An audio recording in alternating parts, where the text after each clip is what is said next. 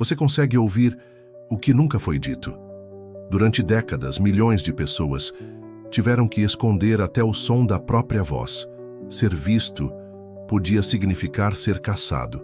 Ser ouvido podia significar não voltar para casa. O silêncio não era escolha, era sobrevivência. Em hospitais, em igrejas, em escolas, o silêncio era imposto como cura, como castigo. Mas mesmo assim, o som da resistência crescia. Nos porões da ditadura, nos becos da cidade, alguém sussurrava: ainda estamos aqui.